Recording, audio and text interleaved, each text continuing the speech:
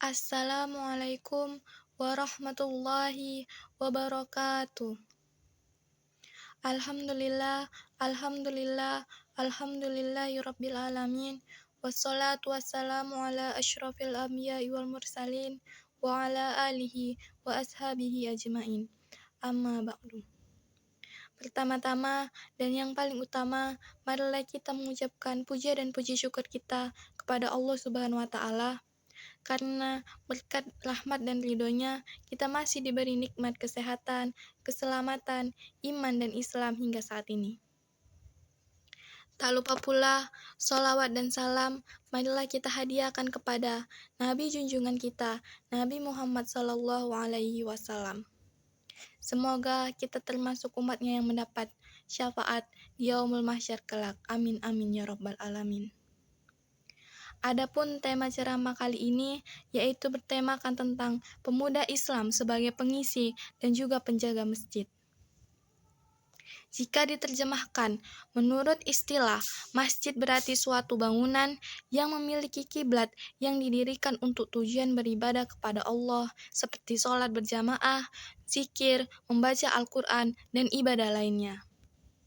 Selain itu, masjid juga kepunyaan Allah dan kita tidak boleh menyembah siapapun di dalamnya selain menyembah Allah. Allah juga telah berfirman dalam surah At-Taubah ayat 18 yang berbunyi, A'udzu billahi minasyaitonir rajim. Bismillahirrahmanirrahim. Innama ya'muru masajidallahi man amana billahi wal yawmil akhir wa aqamas salata wa ataz zakata wa lam yakhsha ilallah fa'asa ulaika ayyakunu minal muhtadin.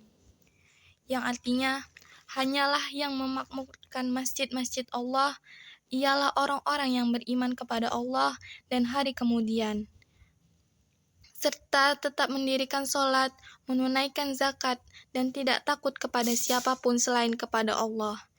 Maka merekalah orang-orang yang diharapkan termasuk golongan orang-orang yang mendapat petunjuk. Kita patutnya bersyukur karena kita berada di bangsa yang mayoritasnya Muslim, karena di Indonesia yang merupakan negara mayoritas Muslim, tentunya ada sangat banyak masjid yang berdiri. Maka dari itu, kita sebagai pemuda-pemudi Islam sudah selayaknya untuk melakukan pergerakan demi memakmurkan masjid-masjid yang ada. Ada banyak cara yang dapat kita lakukan untuk memakmurkan masjid, sekalipun apabila kita tidak bisa menjadi imam sholat berjamaah atau menjadi penceramah ataupun khotib, kita bisa memakmurkan masjid dengan cara-cara yang lain. Adapun cara-cara lain yang dapat kita lakukan yaitu yang pertama, membersihkannya dan memberi wewangian. Hal ini diperintahkan oleh Rasulullah SAW sebagaimana diceritakan oleh Aisyah radhiyallahu anha. Rasulullah SAW memerintahkan untuk membangun masjid-masjid di perkampungan, lalu dibersihkan dan diberi wewangian.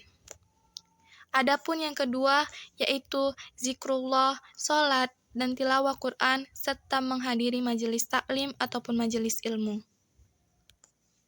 Nabi SAW berkata, masjid hanya dibangun untuk zikrullah, sholat, dan membaca Al-Quran. Zikrullah merupakan amalan yang agung dan sebaik-baik tempat zikrullah adalah masjid. Lalu, sholat, apabila kita generasi muda tidak bisa menjadi imam dalam sholat, kita bisa menjadi makmum karena sebagaimana sabda Rasulullah SAW, sholat berjamaah itu lebih baik 27 kali lipat daripada sholat sendiri. Hadis riwayat Al-Bukhari dan Muslim. Lalu, adapun membaca Al-Quran dan mempelajarinya bersama-sama di dalam masjid juga telah disebutkan keutamaannya oleh Nabi SAW. Kemudian, apabila kita berkumpul di rumah Allah untuk membaca Al-Quran dan mempelajarinya satu sama lain, maka kita akan diselimuti oleh rahmat Allah dan akan turun ketenteraman bagi kita.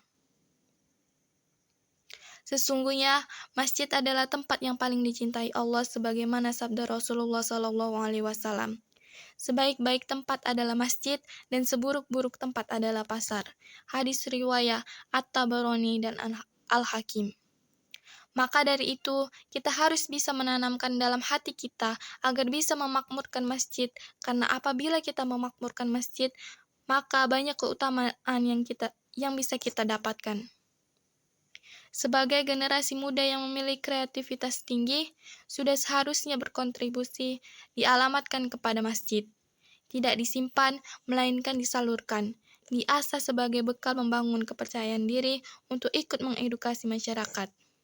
Bila perlu, kreativitasnya sudah sejak dini dan disedekahkan untuk membuktikan bahwa dari remaja masjid juga bisa sukses sebagaimana kesuksesan yang dicapai oleh generasi muda pada umumnya.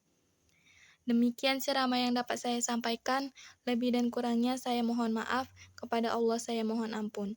Saya akhiri ceramah ini. Wassalamualaikum warahmatullahi wabarakatuh.